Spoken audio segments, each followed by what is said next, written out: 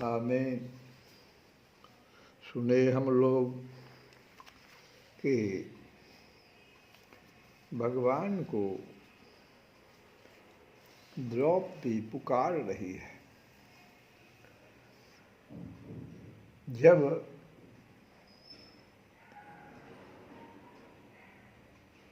ये महर्षि दुर्वासा अपने सहस्त्रों 10 सहस्त्र शिष्यों सहित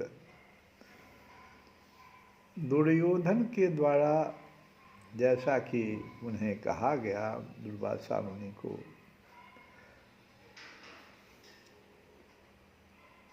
दुर्योधन के द्वारा जो आतिथ्य किया गया था उससे बड़ा प्रसन्न होकर और मुनि ने जब कहा कि तुम वरदान मांग लो,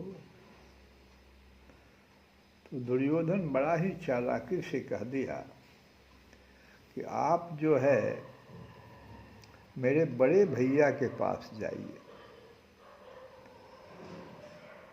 और आप उस समय जाइए जब द्रौपदी भोजन कर चुकी हो। और वैसा ही कर दिया दुर्वासा जी ने। दुर्वासा जी दुर्योधन के कथनानुसार द्रौपदी के भोजन कर चुकने पर और भी मध्याह्न में अपने 10,000 शिष्यों सहित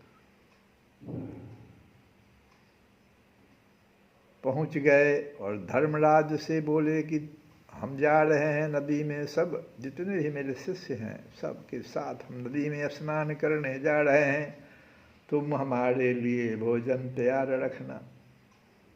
हम सबों के लिए, हमारे लिए, मेरे लिए नहीं कर रहे, हम सबों के लिए।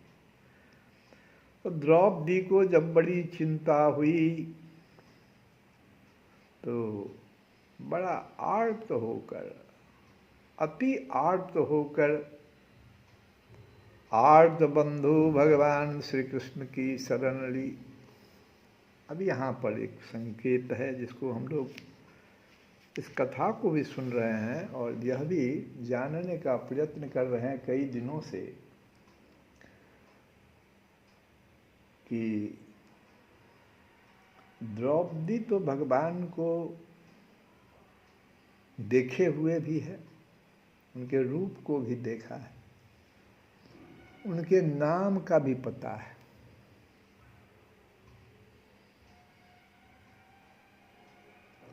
तो जैसे उसके लिए बहुत ही विकट परिस्थिति पैदा हुआ तो भगवान को अति आर्त स्वर में भगवान को ध्यान में ले लेती है। यहाँ समझना क्या है कि जो 2 मार्ग है भगवान को जानने का, पहले तो हम जिसको जानेंगे उसी को न पुकारेंगे। प्रश्न तो यहाँ ये है। तो भगवान को जानने का 2 ही मार्ग शास्त्र में बताया गया है। जो लोग यह मानते हैं कि भगवान निराकार है, निर्गुण निराकार भगवान है, ब्रह्म है, उनका कोई भी रूप नहीं है, कोई गुण नहीं है उनमें, निर्गुण निराकार। तो जैसे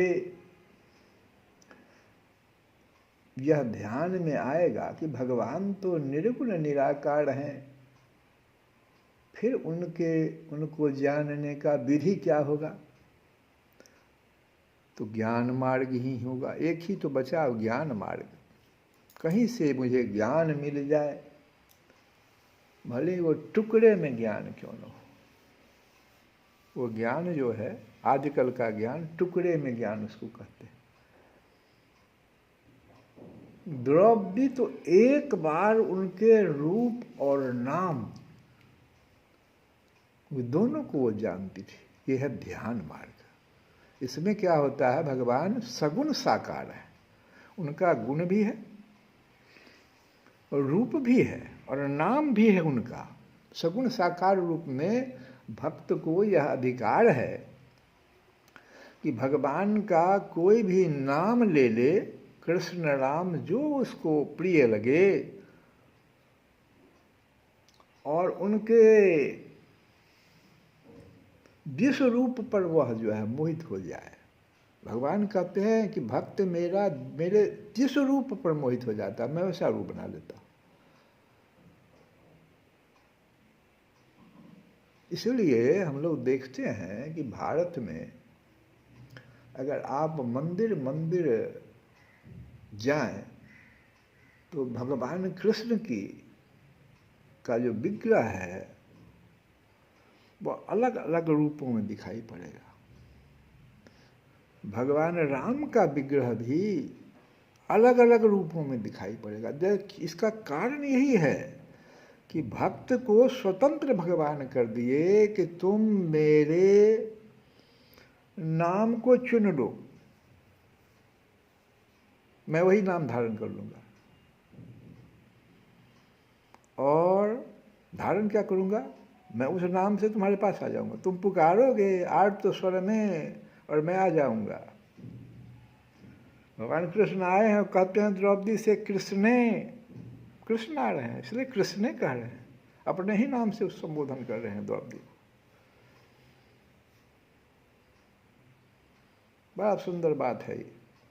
आप अगर सत्य उपासक हैं, ध्येय मार्ग का आप ज्ञेय मार्ग का नहीं, उसमें बड़ी कठिनाई है।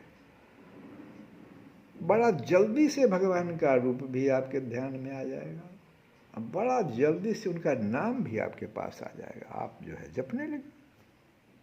ये बहुत सुंदर बात है।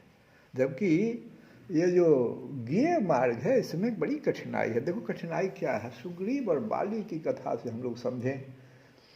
भगवान तो दोनों के पास गए हैं, देख लो।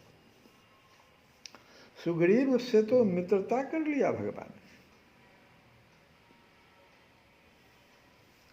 और जब भगवान ने पूछा सुग्रीव से कि क्या मित्र हो तुम, तुम्हारा जो भी शत्रु होगा उसे मैं एक ही बाण में उसका प्राण हर लूंगा।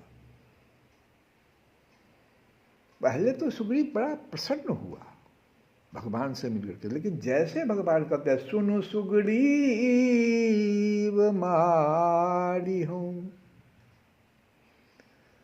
सुनु सुग्रीव मारी हूं, बाली कहीं बान। अब उसके पास ज्ञान उपज गया, अब उसका ज्ञान आ गया। अभी तक तो वो शत्रु था, भगवान से बड़ा बखान करके बताया कि कैसे कैसे वो मेरे साथ कर रहा था।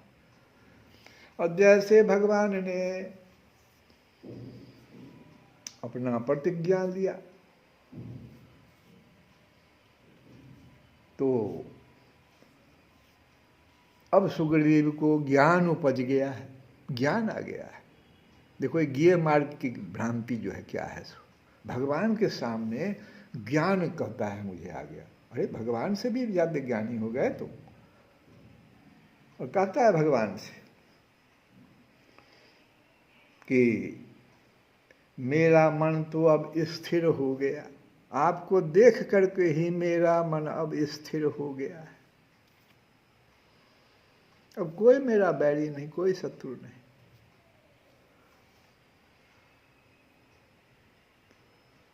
इतना ही नहीं कहा, आगे कहता है कि सुख संपत्ति परिवार बड़ाई, ये देखो ये ज्ञान, ये अधूरा ज्ञान इसको कहते हैं। अब भगवान को ज्ञान देने लगा, कहता है हे भगवान सुनिए, सुख संपत्ति परिवार बड़ाई ये सब जो हैं आपके भक्ति के बाधक हैं। मैं सबको त्याग कर अब आपकी सेवा करूंगा।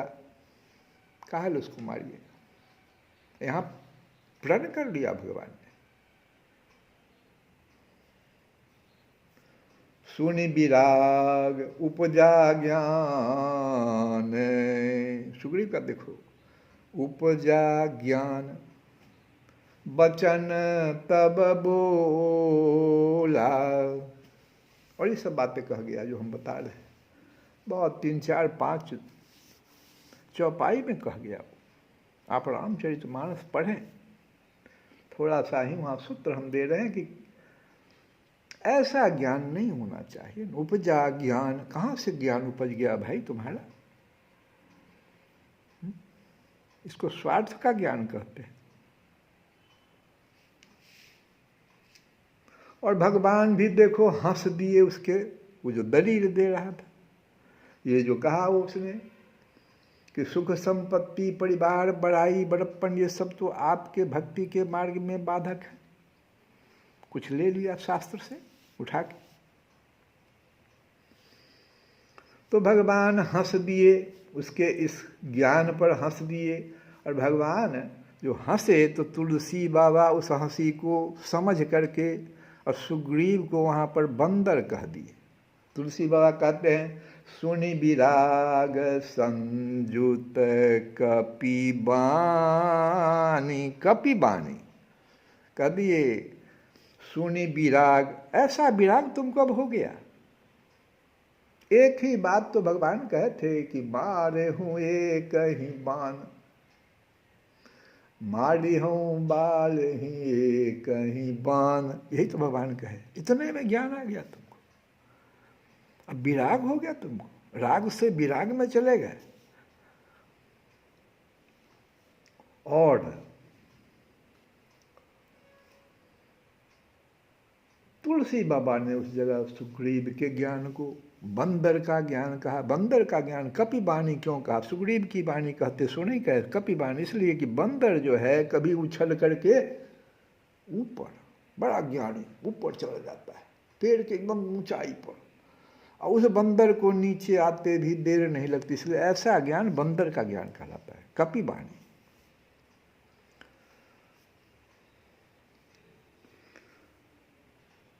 अब देखो भगवान तो कह दिए कि देखो सुग्रीव, मैंने तो जो प्रण कर लिया वो तो होगा ही, एक काम तुम करो,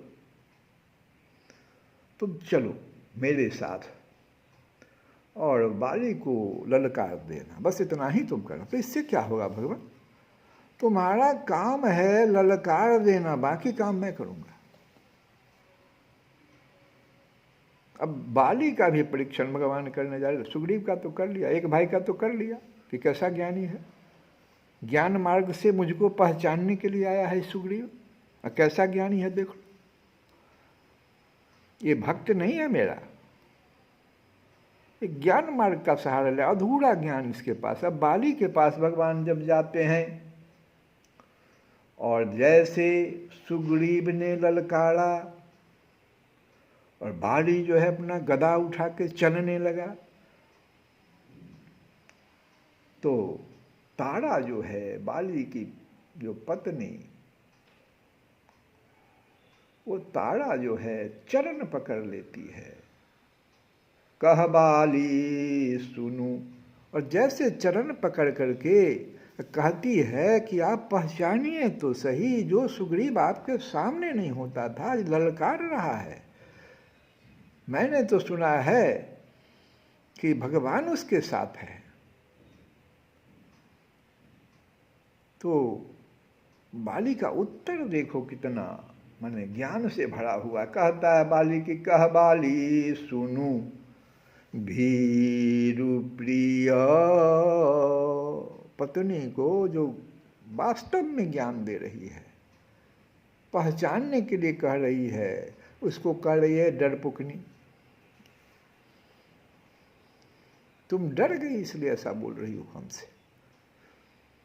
प्रिय भी कहता है लेकिन भीरु लगा दिया। और भगवान के बारे में कहता है तारा से कि समदर्शी रघुनाथ, भगवान अगर हैं तुम्हारे कहने के कथनानुसार तो वो तो समदर्शी हैं। क्यों? क्योंकि हनुमान जी से जब भगवान मिलते हैं तो भगवान स्वयं घोषणा कर रहे हैं कि समदर्शी मोहि कह सबको। हनुमान जी से भगवान कह रहे हैं कि मुझे तो सब समदर्शी कहता है भाई, मेरे लिए तो न कोई प्रिय है न अप्रिय है। तो वही बात देखो, तोड़ तोड़ कर ज्ञान बाली जो है दे रहा है, पत्नी से तोड़ के ज्ञान दे रहा है। कुछ सुन लिया वहां से तो बोल दिया कि समदर्शी रघुनाथ।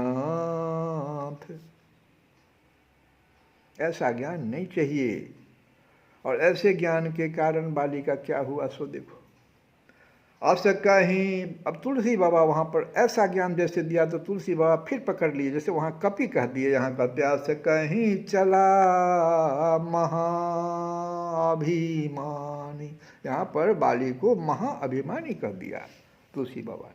और अभिमान तो भगवान का क्या है? भोजन है।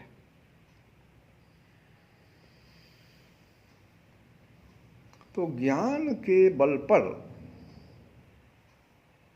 भगवान को बाली जो है जब उसको बाण मार दिए और भगवान सम्मुख आ गए तो वो धर्म का उपदेश अब देने लगा। पत्नी को तो समदर्शी रघुनाथ कह दिया, और जब भगवान स्वयं सामने आ गए तो कहता है अब बाली धर्म का उपदेश भगवान को ही देने लग गया। इतना ज्ञान का, जब ज्ञान मार्ग में आप चलते हैं ना, तो सबसे पहले जैसे परशुराम जी की कथा में कल हम लोग सुने, अहंकार सबसे पहले आ जाता है। अब देखो बाली कहता धर्म हे तू अवतरेउ गोसाई, धर्म हे तू अवतरेउ गोसाई, धर्म हे तू अवतरेउ गोसाई, मारही मोही। भगवान को धर्म का उपदेश दे रहा। सब देखो, धर्म हेतु, भगवान को ही धर्म की बात करता है। बता तो इतना उच्छृंखलता कहीं होना चाहिए प्राणी में। धर्म हेतु अब तरेऊ गोसाई, और भगवान को व्याध कह देता, मारही मोही व्याध की नाई। ये है संकट। ज्ञान मार्ग से अगर हम भगवान को ढूंढने जाएंगे तो यही सब बात हो जाएगा। भगवान तो सामने आ जाएंगे, आपके पास आ जाएंगे। ऐसा नहीं है, ज्ञान मार्ग को भगवान बहुत पसंद करते, कहते ज्ञानी तो मेरा सबसे प्रिय भक्त है। लेकिन ऐसा ज्ञानी नहीं, परशुराम जी के जैसा ज्ञानी नहीं, ये बाली के जैसा ज्ञानी नहीं, क्या कहते हैं, सुग्रीव के जैसा ज्ञानी नहीं। हमें तो भक्त चाहिए द्रौपदी के जैसा, गज के जैसा, जटायु के जैसा, सबरी के, कितना नाम गिना है। ज्ञेय मार्ग में, ज्ञान मार्ग में नीचे से ऊपर उठना पड़ता है। उठते नहीं, बीच में भ्रांति आ जाएगी आपको। जैसे ककहरा पढ़ता है बच्चा प्राइमरी स्कूल में, अब तब धीरे धीरे वो जाके हाई स्कूल में जाता है, फिर उससे आगे जाता है। बीचे में उस गड़बड़ा जाता है, फेल कर जाता है, नीचे चला जाता है, घास चलाने लगता है। ज्ञान मार्ग में सब दिक्कत है। लेकिन भक्ति मार्ग में ऐसा कुछ भी नहीं है। उसमें क्या है, भगवान के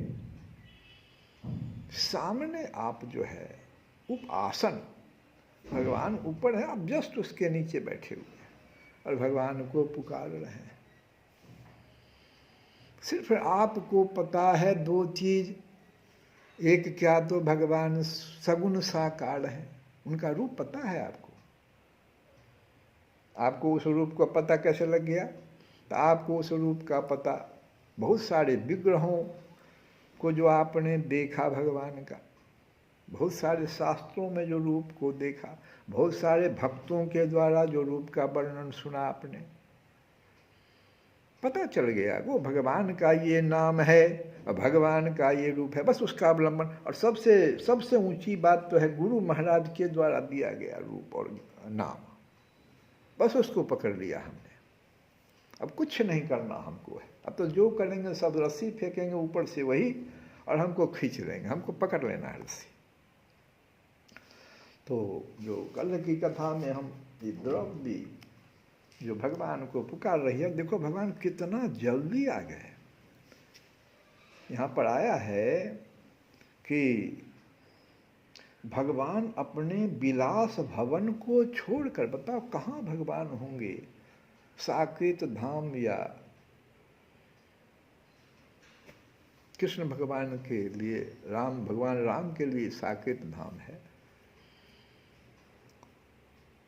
वो कहते हैं अपने विलास भवन को भगवान छोड़कर द्रौपदी की झोपड़ी पर तुरंत पहुंच गए। अभी तो स्नान करने हो गए, उससे पहले भगवान पहुंच गए और थोड़ा सा वो साग का टुकड़ा जैसे मुंह में डाले। भगवान तो विशंभर हैं, विश्व का भरण पोषण करते हैं, तो साग का टुकड़ा भोग लगाते समूचे विश्व को भोग लगा दिया, पेट भर दिया। अब वो कहाँ उस महर्षि दुर्वासा और उनके शिष्यों को पेट में कहीं जगह हो तब ना। और भगवान कहते हैं जाओ भीम दौड़ के बुला लाओ, वो सब तो भाग गए थे। ऐसे हमारे भगवान जो सारे त्रिलोकी को तृप्त कर दिए, उनके प्रताप से। अब देखो अर्जुन कह रहा है कि युधिष्ठिर को संबोधित करके बोलता चला जा रहा है कि उनके प्रताप ऐसे मेरे भगवान, और उनके प्रताप से मैंने युद्ध में पार्वती सहित भगवान शंकर को भी आश्चर्य में डाल दिया था। एक बार ऐसा हुआ। तथा उन्होंने मुझको अपना पाशुपत नामक अस्त्र दिया, साथ ही दूसरे लोकपालों ने भी प्रसन्न होकर अपने अपने अस्त्र मुझे दिए। और तो क्या उनकी कृपा से मैं इसी शरीर से स्वर्ग में गया, इसी शरीर से, और देवराज इंद्र की सभा में उनके बराबर आधे आसन पर बैठने का सम्मान मैंने प्राप्त किया। ये कह रहे हैं अर्जुन, सब याद कर रहे हैं भगवान को। देखो कैसे याद कर, स्मरणम, जो कुछ भी उनके साथ हुआ सबका स्मरण कर रहे हैं।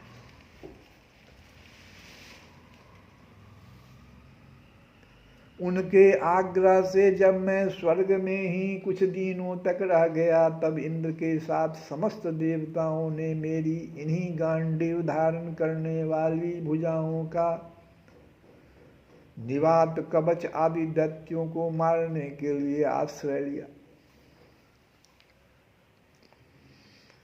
महाराज यह सब जिनकी महती कृपा का फल था, उन्हीं पुरुषोत्तम भगवान श्री कृष्ण ने मुझे आज ठग लिया। हमेशा बार बार अर्जुन कह रहा है कि भगवान तो आज मुझे ठग लिया। इतना दुखी अर्जुन हो गया है आज भगवान के लिए कि कुछ भी बोले चला जा रहा, कहता भगवान ठग लिया। भगवान तुम्हारे मंदिर में मैं तुझे रिझाने आई हूँ, मैं तुझे रिझाने आई। वाणी में तनिक मिठास नहीं। अर्जुन क्या कह रहा है, कहाँ मिठास है अर्जुन के पास? कहता भगवान ठग लिया। दो वाणी में तनिक मिठास नहीं, पर विनय सुनाने आया हूँ, पर विनय सुनाने आया हूँ। तुमसे लेकर क्या भेंट धरूं, भगवान आपके चरणों में।